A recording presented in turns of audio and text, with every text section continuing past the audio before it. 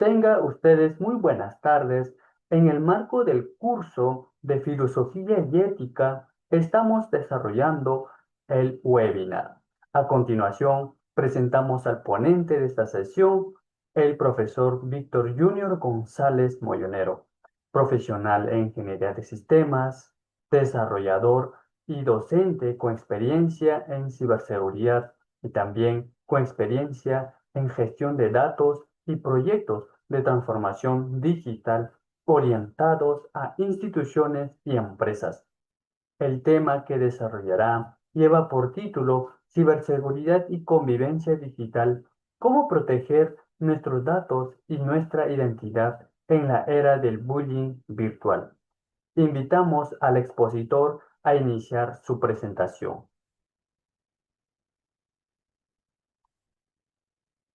Más de 5 segundos. Es probable que esta información ya esté siendo grabada. Es probable que esta información esté generando nueva información de tus gustos. Publicaste algo. ¿A quién le compartiste esa información? ¿Quiénes son tus amigos cercanos? De repente, em, estuvimos buscando un vehículo. Para eso habilitamos pues nuestra posición, nuestro GPS, posicionamiento global. Está generando también esa información. De repente nos acostamos a cierta hora, antes vimos TikTok, video de Facebook o YouTube. Ya saben a qué hora nos estamos acostando y cuál es nuestro promedio de sueño, a qué hora nos levantamos, dónde trabajamos. Tenemos una llamada, una videollamada con alguien, también se genera una información. Quizá no del dato en general de la conversación, pero es suficiente que tengamos el punto de inicio, es decir, nosotros y quién va a ser nuestro interlocutor. Si tenemos mucha conversación o plática con una sola persona, se entenderá que tenemos una mejor relación con esa persona. Todo esto va generando información. Tanto es así que una persona promedio, no una persona que es una usuaria o un usuario fuerte de lo que es la web, puede generar entre 1 y 2,5 gigabytes de información al día. Si tomamos en cuenta esto y lo multiplicamos por las semanas, los meses y los años que utilizamos Internet, imagínense la cantidad de información que generamos solamente siendo una persona. Lo que queremos que se entienda en este punto es lo que es la Big Data. Cuando se combina la inteligencia artificial con estos grandes volúmenes de datos, se pueden hacer perfiles psicológicos de cada uno de nosotros. Es decir, básicamente, hay tanta información nuestra en Internet que conocen cómo pensamos, conocen qué es lo que queremos hacer, cuáles son nuestros hábitos de compra, conocen qué artista nos gusta, qué artista no nos gusta, ojo, qué político posiblemente eh, haya atraído nuestra atención, qué político haya generado desagrado para nosotros. Y esto se ve de manifiesto en 2018. Voy a mover esto por aquí. Con este caso tan sonado que fue el de Cambridge Analytica. ¿Qué es lo que sucede? En 2014, en Estados Unidos, eh, Alexander Kogan crea una aplicación llamada This is Your Digital Life. Esta aplicación básicamente era una especie de cuestionario que premiaba al usuario por descargarlo y llenarlo. No tuvo mucha acogida, solamente 270.000 descargas, de las cuales seguramente algunos no han contestado, ¿no? O de repente lo habrán dejado a medias. Sin embargo, ¿cuál fue la problemática aquí?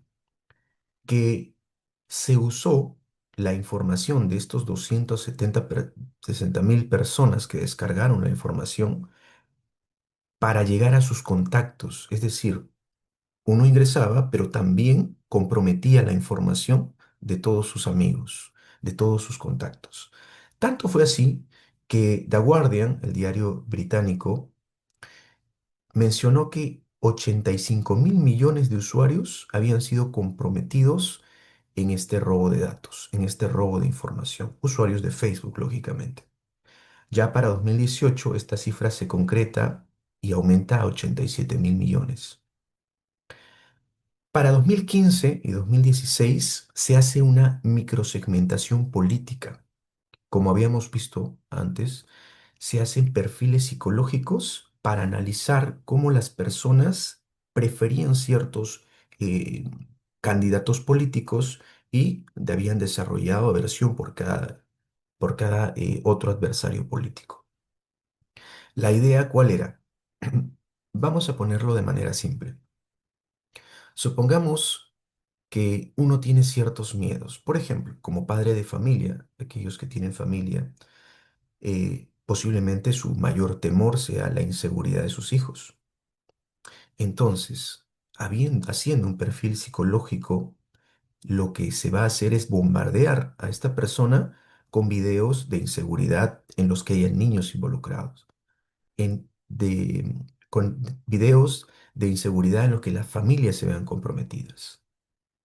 Y dentro de todos esos videos y esa manipulación psicológica sale un salvador, un futuro presidente, un candidato a presidente, un candidato a senador, a diputado.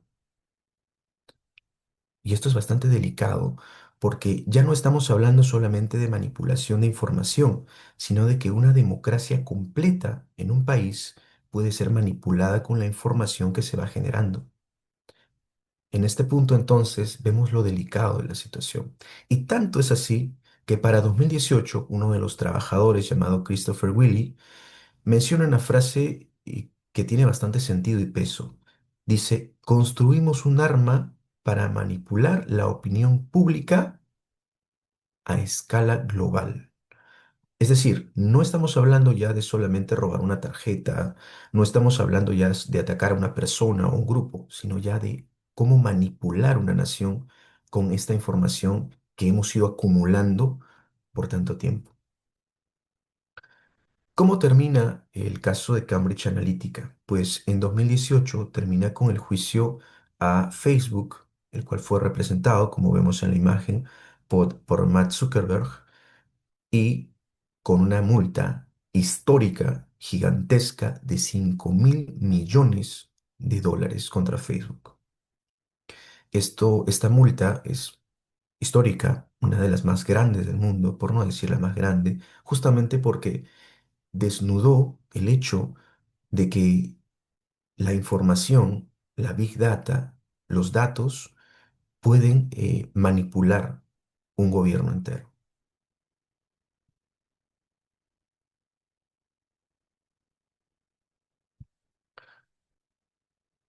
Lo que no ves es más grande y está a la venta. ¿Cómo es que se compra y cómo es que se vende la información? Para eso quisiera que me acompañen con este videíto. ¿Deep Web, Dark Web, Darknet son realmente lo mismo? El término Deep Web fue acuñado por la empresa especialista de indexado BrightPlanet para describir contenidos no indexables, una definición alejada de lo que normalmente ahora se le asocia. Para distinguir los conceptos de Deep Web, Darknet y Surface Web, se utiliza el esquema del iceberg. La punta, lo que sobresale en la superficie, es la web tal y como la conocemos. Todo lo que hay debajo es la Deep Web y en lo más profundo estaría la Darknet. Un esquema que está bien para hacerse una idea, pero que se queda corto frente a la complejidad del tema. Surface Web. ClearNet o SurfaceNet se refieren a la web que conocemos, a la cual podemos acceder fácilmente desde cualquier navegador web. En dicha red somos fácilmente rastreables a través de nuestra dirección IP, y como podréis imaginar está compuesta por todas esas páginas y servicios como Facebook, Google, Twitter, etc. Es difícil saber su tamaño exacto, pero según estimaciones, estaría compuesta por más de 1.139 millones de páginas, aunque según la World Wide Web Size, habría 4.700 millones de páginas indexadas. Deep Web. La Deep Web viene a ser lo contrario, contenido no accesible a través de los motores de búsqueda estándar, un contenido que supondría el 90% del total de la red, pero que no sean accesible a través de buscadores no implica que tenga que ser todo contenido ilegal. Simplemente puede tratarse de páginas web, muros de pago o archivos guardados en servicios como Dropbox. Dark Web. La Dark Web es un fragmento, un 0,1% del total, donde hay contenido intencionalmente oculto a los motores de búsqueda. Para ello se utilizan direcciones IP enmascaradas y es solo accesible con un navegador web especial. Estas páginas, que normalmente utilizan los dominios .onion o i2p, solo son accesibles a través de este software especial y dan acceso a las darknets en las que se alojan. De modo que las darknets son una colección de redes y tecnologías que sí que suponen una revolución a la hora de compartir contenido digital. No obstante, no hay que dejarse llevar rápidamente y pensar que por dicho nombre haya de ser todo un lugar negativo y peligroso. Es cierto que por su naturaleza, su capacidad de anonimato, etc., han provocado que muchos usuarios aprovechen la tecnología para intercambiar contenido o servicios no legales, pero también en la Darknet se puede encontrar contenido útil y constructivo. Al final, como siempre, el uso o el abuso de la tecnología depende del usuario.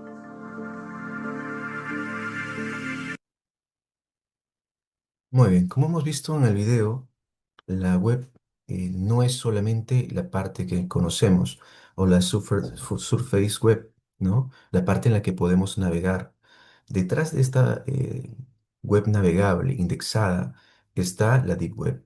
Cuando hablamos de deep web, no hablamos de algo oscuro, tenebroso. Hablamos más bien de aquella internet que no está anexada. Seguramente la mayoría tenemos, por ejemplo, un Google Drive donde tenemos información que es nuestra y no queremos compartir, ¿cierto? Pues básicamente esa está en la Deep Web, en una web profunda en la que no se puede ingresar de manera común con un navegador y buscando esta información, porque es información sensible. ¿Dónde está entonces el lado oscuro de Internet?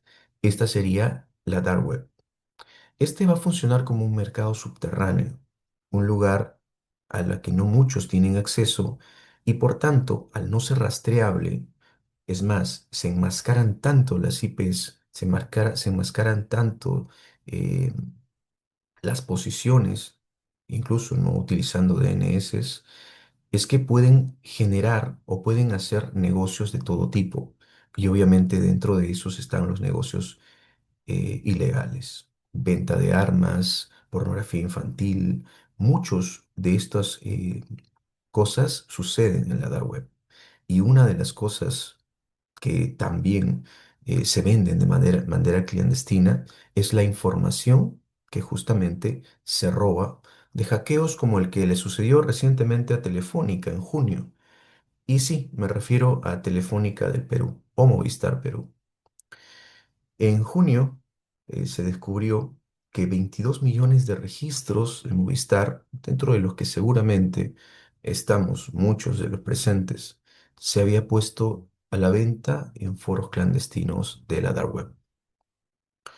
Y esto no es algo aislado. Siempre hay, continuamente, hay robos de información. ¿Por qué? Porque lamentablemente las empresas sufren de un error que vamos a ver más adelante que es bastante común. Entonces, entendamos que hay un mercado, hay un negocio y hay información en grandes volúmenes. Sigamos con, tus datos son dinero, poder e identidad.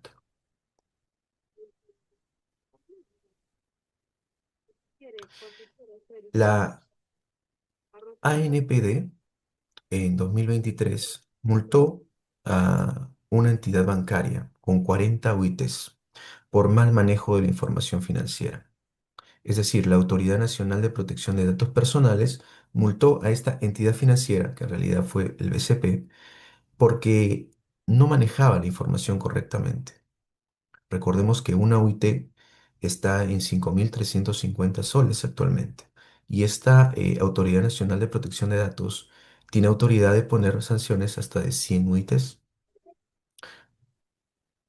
Pasa que las empresas recopilan los datos no solamente para publicidad, sino que también van entrenando modelos de inteligencia artificial que van a predecir comportamientos, van a segmentar el mercado, hacer ingeniería social, personalizar precios, personalizar ofertas para poder llegar más rápido a sus posibles usuarios. Pero no solamente esto, sino es que también contienen ganan o roban información sensible y la van almacenando. Información como la de la salud, biometrías, los historiales financieros, entre muchas otras, dentro de las cuales, por cierto, también se incluyen videos, fotografías que nosotros mismos colgamos en Internet. Y esta información es extremadamente valiosa y si se exponen, como hemos visto, porque hay un mercado para esto, es muy peligroso, ¿no? Ahora, el robo de identidades y de información en Perú es algo bastante común, por lo que tenemos que tener bastante cuidado. En este punto, si en caso en algún momento encontramos algún robo de información o sospechamos de algo, ¿se puede hacer la denuncia en Perú? Por supuesto. Tenemos la página web de el ANPD. Es www.gov.p/ANPD. En esta página podemos hacer denuncias de lo que concierne a los datos personales y robo de estos mismos.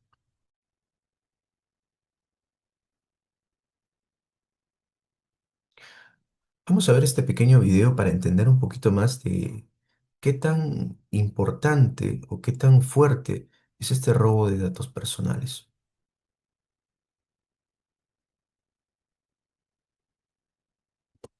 Y ahora, por favor, vea este reporte. Es el mayor robo de datos jamás registrado en la historia. Y quizá usted, quizás sus cuentas bancarias y sus cuentas de redes sociales estén en riesgo. Esta semana, un medio especializado en ciberseguridad dio a conocer lo que expertos consideran la mayor filtración de datos de la historia. Una vulneración de seguridad que dejó expuestas 16,000 millones de credenciales de inicio de sesión, es decir, nombres de usuarios y contraseñas de diversas plataformas. Esta cantidad equivale a hackear 2 veces la población mundial. El hackeo, según los investigadores, abre la puerta a prácticamente cualquier servicio en línea imaginable.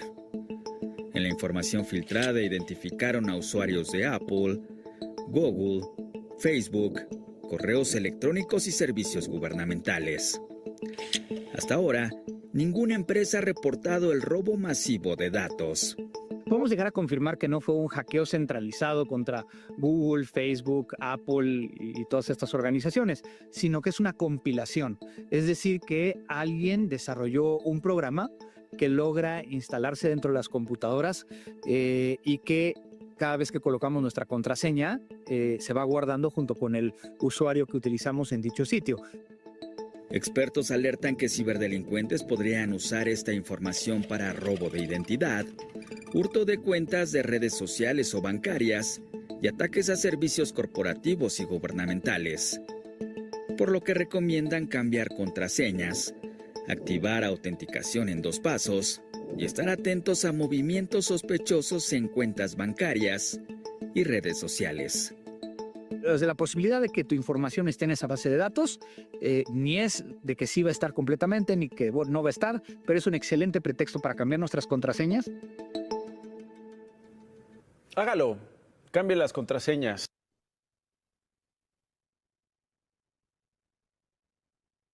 Y esto nos da pie para pasar al siguiente punto. Protege tu yo digital antes de que alguien más lo controle. Protección de datos. Proteger la identidad. LP Derecho reportó en 2024 que múltiples accesos no autorizados se dieron a cuentas bancarias por phishing y claves débiles. Y tenemos que tomar en cuenta este dato. Más del 90% de robo de contraseñas es por el error de capa 8. Y quedémonos con esta palabrita, error de capa 8. Más adelante la voy a explicar un poquito mejor. Tenemos que aprender a proteger nuestra identidad digital. Tenemos que tratar de utilizar contraseñas más fuertes. ¿De qué manera? Por ejemplo, utilizando mayúsculas, minúsculas, símbolos y números. Pero no en patrones comunes, sino es tratar de crear rompecabezas en contraseña. ¿Por qué? Porque esto va a dificultar el hecho de que se pueda robar una contraseña por ingeniería social. Gran parte de las contraseñas que se roban son por ataques de ingeniería social. ¿Y qué es eso, profesor? Básicamente, la ingeniería social es adivinar tu contraseña por tus gustos, por tu forma de ser, por conocimiento de la persona. Por ejemplo, alguien en algún momento me dijo que su contraseña era el nombre de la empresa en la que trabajaba. Fácil de adivinar, ¿verdad? Y aunque no lo crean, el hecho de que más del 90% sean por phishing y claves débiles nos da a entender que sí incurrimos en esto muchas veces. Revisar permisos. Muchos aceptamos las letras pequeñas de las páginas de Facebook, Twitter, Instagram, TikTok o cualquier red digital sin leer los contratos y sin ver qué permisos les estamos dando. Muchas veces las cuentas de estos tipos vienen con permisos preestablecidos y habilitados, a los cuales nosotros simplemente aceptamos. Sin embargo, si nos diéramos un poquito más de tiempo en leer cuál es la privacidad y cuáles son los permisos que podemos aceptar y negar, quizá nos demos con la sorpresa de que podríamos evitar muchos problemas simplemente quitando un check o dándolo. Cuando hablamos de autentificación de multifactor, hablamos, por ejemplo, de lo que Google hace de manera natural y ha aprendido a hacerlo por la gran eh, cantidad de robos que ha tenido. Colocar nuestro celular y nuestra contraseña para poder iniciar sesión. Si nosotros utilizamos la autentificación de multifactor, es muy poco probable que roben nuestras contraseñas, porque si quisieran entrar a nuestra cuenta, van a tener que pasar primero por el celular. Esto nos da una ventaja gigantesca. Por otro lado, usar VPN y evitar mantener o compartir contenidos sensibles también es muy importante. Cuando hablamos de VPN, hablamos de software especializados en ocultar nuestra conexión a Internet. Es decir, crean un puente para que nosotros evitemos mancharnos pisando lo que está debajo. Sin embargo, el VPN podría ser caro, podría ser complicado de usar. En el caso de lo que es datos sensibles, quiero ser bastante quizá crudo en este sentido. Tenemos que tener mucho cuidado de las cosas que subimos a Internet. Un segundo, por favor.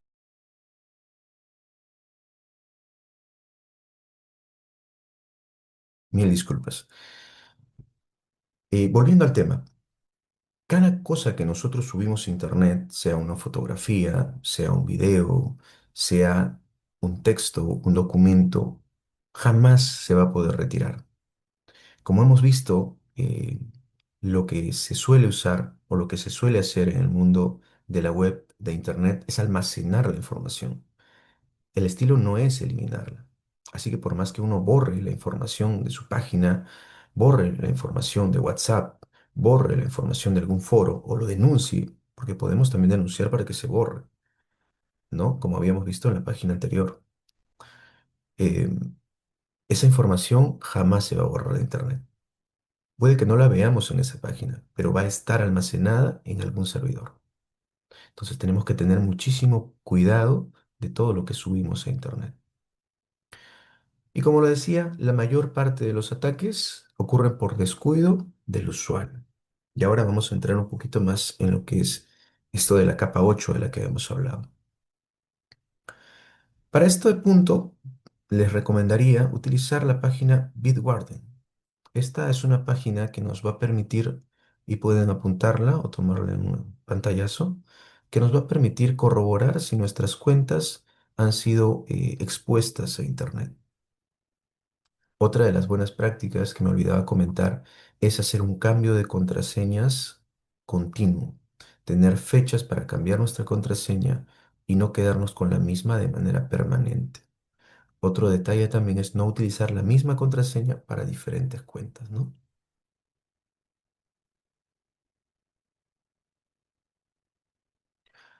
La convivencia digital no es solo tecnología.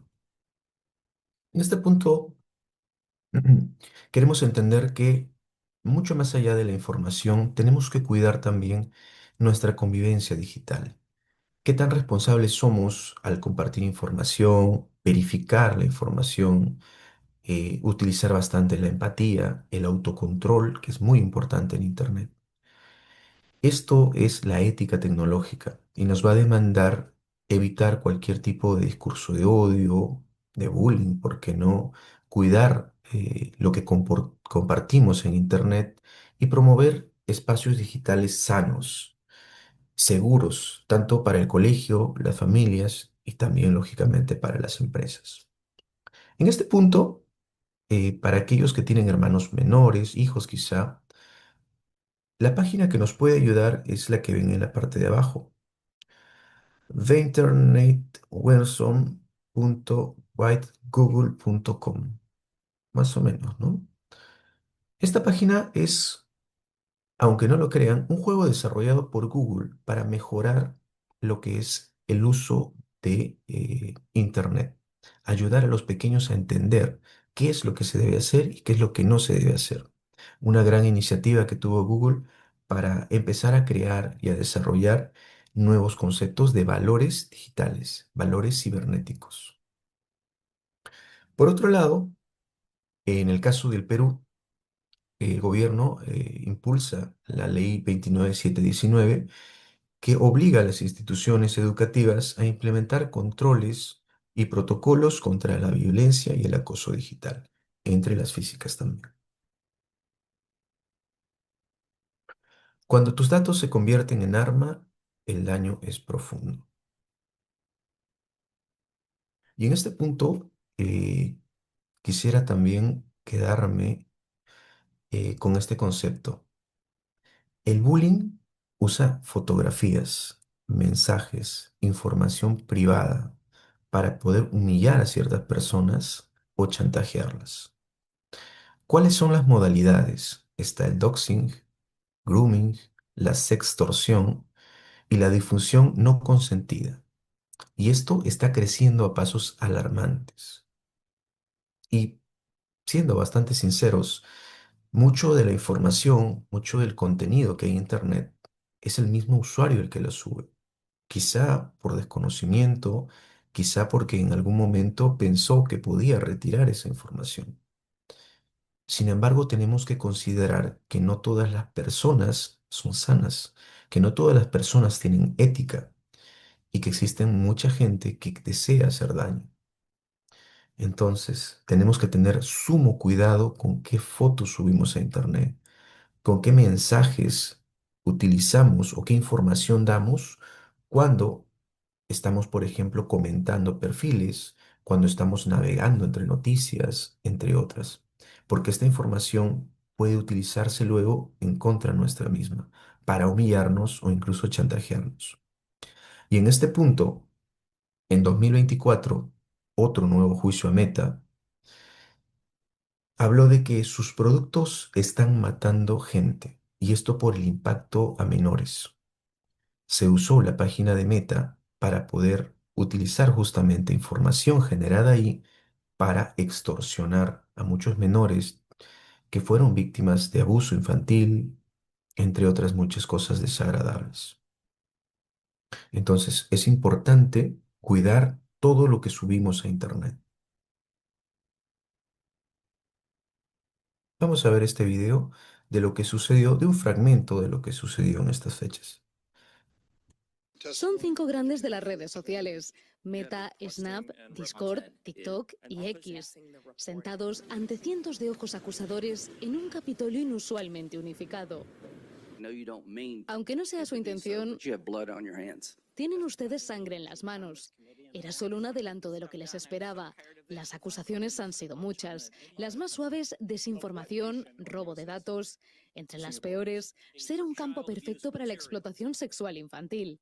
También promover el acoso, las adicciones y el suicidio en niños y adolescentes. Como Olivia, Matthew, Mariam o Riley. ¿Ha pedido perdón a las víctimas? Le preguntaba a Zuckerberg, uno de los senadores republicanos. ¿Quiere hacerlo ahora? Lamento todo lo que les ha pasado. Nadie tendría que sufrir algo así. Por eso estamos trabajando para evitarlo. Pero la disculpa no ha sido suficiente. ¿Por qué no se hace usted responsable? Su producto está matando gente. Usted es millonario. Debería comprometerse a compensar a las víctimas. Las respuestas de Zuckerberg, evasivas. Mi trabajo es asegurarme de que las herramientas son buenas. Se limitaba a decir. El Congreso estadounidense ya ha tratado de poner en marcha leyes para aumentar la protección de los menores en redes sociales. Por el momento no han tenido éxito. En parte, denuncian algunos, por la presión que ejercen las grandes compañías tecnológicas como estas.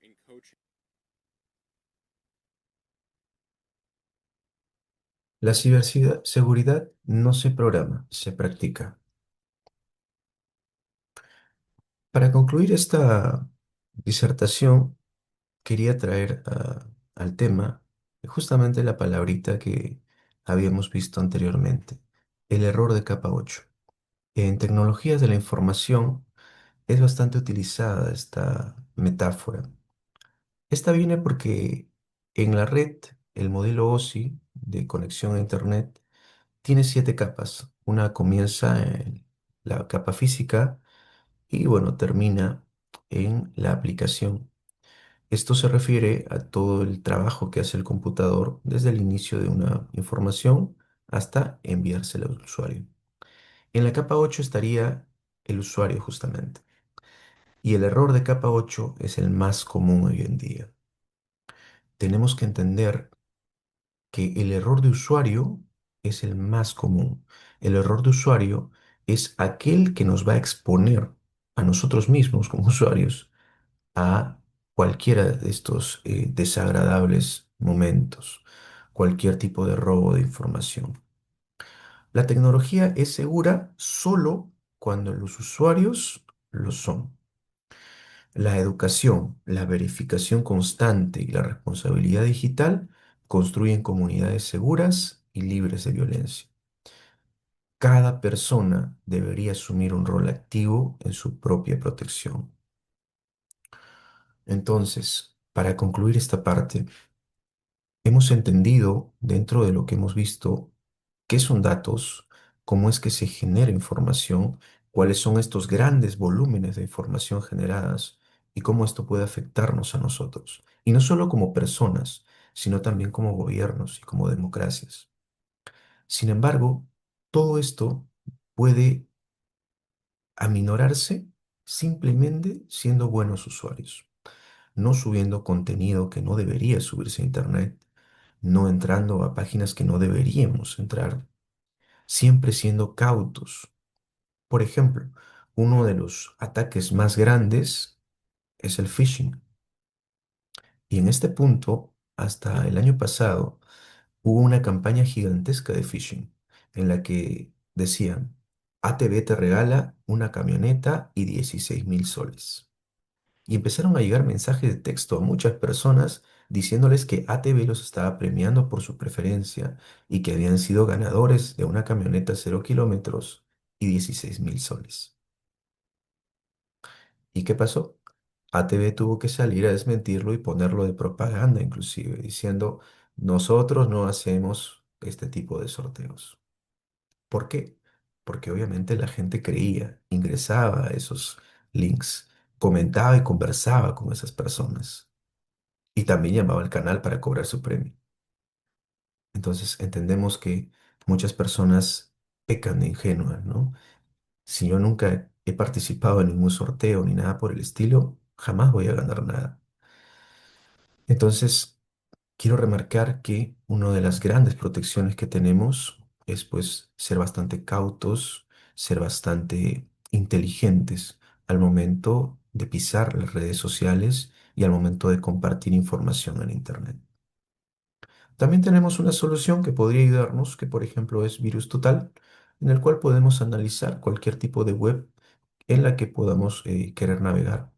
Si analizamos la web y este nos dice que pues tiene varios filtros, tiene actividad sospechosa, sería mejor pues rechazarla. No quiero explayarme más por el tiempo. Se habían quedado solamente 45 minutos. Pasamos rápidamente a las preguntas. Bien, a continuación daremos pase a la ronda de preguntas por parte de los participantes. Para ello se invita a que los participantes formulan sus inquietudes de manera ordenada. Las preguntas deben ser breves y precisas, ¿sí?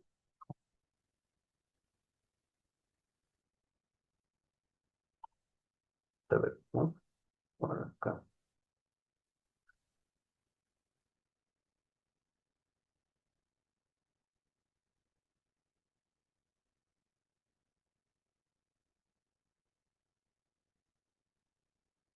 A ver, por favor, si habilitamos los micrófonos.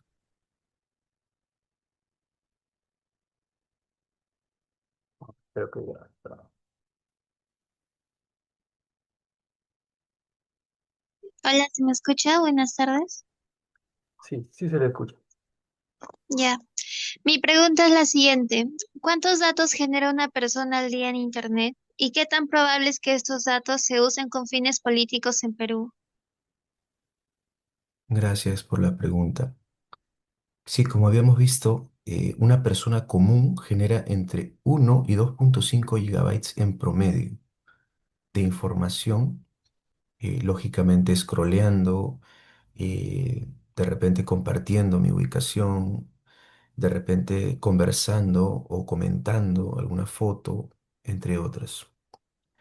Esto para un usuario pues común de las redes sociales. Sin embargo, hay usuarios que suben contenido, videos, por ejemplo, lo que hacen en el día, la foto que están tomando. Se calcula que una persona puede llegar a compartir hasta 10 gigabytes de información al día. Una persona que es asidua, ¿no? Una persona que es pues una hábil, eh, digamos, cliente de las redes sociales. En el caso de lo que es la situación política del Perú, en realidad ya se está utilizando los medios de información para tratar de manipular a la gente. Y sí se segmenta. Existen motores dentro de la misma meta, como la que es Andrómeda, que permite al cliente enviar propaganda dependiendo del perfil psicológico de la persona, del perfil de gustos, del perfil de cualquier cosa que se imaginen. Eso ya existe, ya lo tiene aplicado, y esto se aplica en negocios normalmente. Andrómeda permite segmentar clientes y es completamente legal. El detalle está cuando un partido político lo utiliza para mostrar, según este perfil psicológico, cierto tipo de propaganda. Entonces, esto ya se usa. Esto sin tomar en cuenta, por ejemplo, las granjas de bots. Muchos políticos contratan bots para que estos se encarguen de limpiar su prestigio en las redes sociales. Hace poco, un youtuber hizo una prueba. Habló mal de un eh, candidato a la presidencia, eh, este señor llamado López Aliaga, y en el mismo chat empezaron a responder, ¿no? Varias personas, y entre ellas habían copia y pega del mismo mensaje o mensajes similares. Entonces, esto dio a ver que sí, pues se contratan granjas de bots. Entonces, esto también podría manipular de alguna manera la forma en la que, pues, los usuarios vemos o captamos las situaciones. Pueden cambiar nuestra forma de pensar inclusive. Espero haber contestado tu pregunta, Alice. ¿Alguna otra pregunta que quede? Pueden hacerla por chat también si gustan. Sí, te recuerda que la pregunta debe ser breve y precisa. A ver, vamos a revisar el chat. ¿Pueden levantar la manito también para capturar el audio?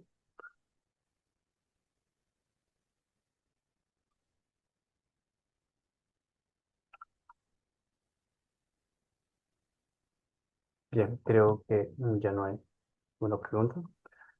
Bien, Ya no hay preguntas. una vez respondido todas sus preguntas, ¿no?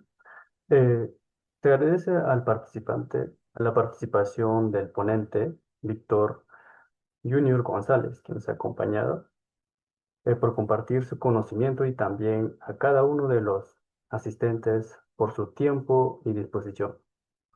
Bueno, creo que vamos a dar por finalizado el webinar. Eh, Bien, sí, más bien, muchas gracias y se le agradece por su tiempo y disposición. Sí,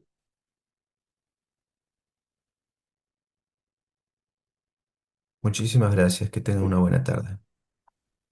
gracias más bien, estimado doctor.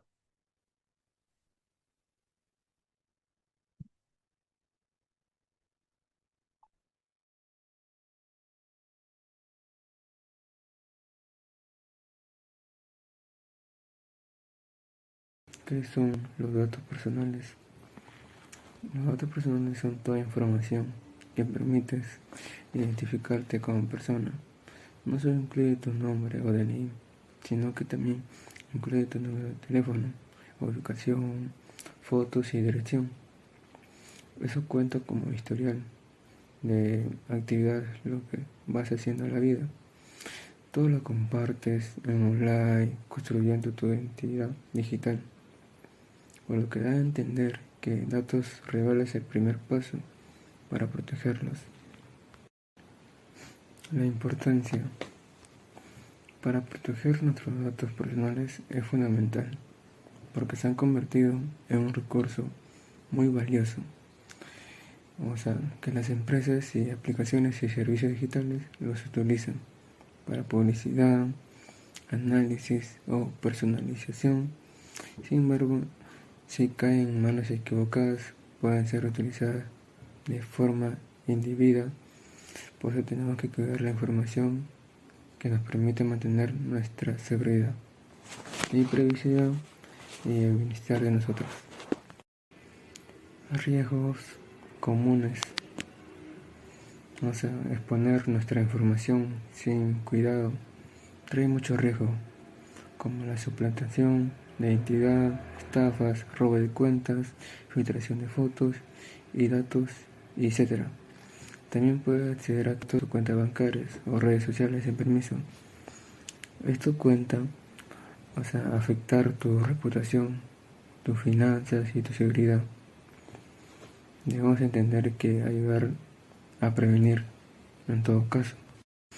Y las buenas prácticas para proteger nuestros datos o usar medidas de seguridad para proteger nuestra identidad, simplemente podemos aumentar mucho la seguridad de nosotros mismos utilizando contraseñas seguras, activar la verificación en 2 pasos, revisar permisos de aplicaciones, no compartir información y evitar links sospechosos, ya que esos links sospechosos te llevan a otra página que roban tus datos personales. O sea, posibilidad de ataques que protegen y roben tus cuentas bancarias y tus datos personales. Y en conclusión general, la protección de nuestros datos no es solo un tema técnico, sino una responsabilidad diaria, que cada acción digital que dejamos, siempre dejamos un rastro y debemos aprender a gestionarlo, cuidarlo correctamente, educarse sobre los riesgos que hay en la vida web, que no debemos compartir y estar protegiendo todos nuestros datos ante todo. Muchas gracias.